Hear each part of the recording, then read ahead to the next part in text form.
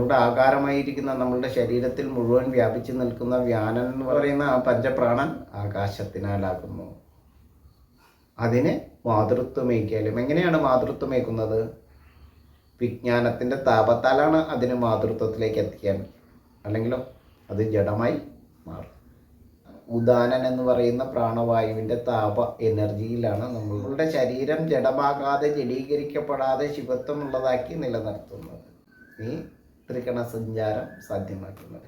അറിവിനാൽ പാപത്തെ നീക്കുന്ന താപത്താൽ ആ ആനന്ദത്തെ, ആകാശത്തിൻ്റെ അപരിശോഭിതമായിരിക്കുന്ന ആനന്ദഗുണത്തെ, ഈ പ്രപഞ്ചത്തിൻ്റെ മഹാസന്തോഷത്തെ ആഘോഷിക്കുവാൻ, അനുഭവിക്കുവാൻ നമ്മളുടെ എല്ലാ മക്കൾക്കും കഴിയട്ടെ എന്ന് ആഗ്രഹിക്കുന്നു. എല്ലാ ഗുരുപാദങ്ങളിലും എല്ലാ മാതൃപാദങ്ങളിലും നമസ്കരിക്കുന്നു. ഞാൻ പറഞ്ഞതിൽ എന്തെങ്കിലും തെറ്റ് സംഭവിച്ചിട്ടുണ്ടെങ്കിൽ, ഇത്രയും വലിയ സബ്ജക്റ്റാണ്, എന്തെങ്കിലും തെറ്റ് സംഭവിച്ചിട്ടുണ്ടെങ്കിൽ അത് എൻ്റേതാണ്. ഈ അറിവുകളൊന്നും എൻ്റേതുമല്ല. ദീർഘദൃഷ്ടിയുള്ള എന്നാൽ വിശപ്പിനാൽ കണ്ണ് നിറഞ്ഞളഞ്ഞ ആമാശയങ്ങളിൽ നിന്നും രൂപപ്പെട്ടതാണ്. നമ്മളുടെ പൂർവികരുടെ സമ്പാദ്യമാണ് ഈ അറിവുകൾ. അവരുടെ ഈ അറിവുകൾക്ക് മുന്നിലും അവരുടെ ഓർമ്മകൾക്ക് മുന്നിലും പ്രണാമം.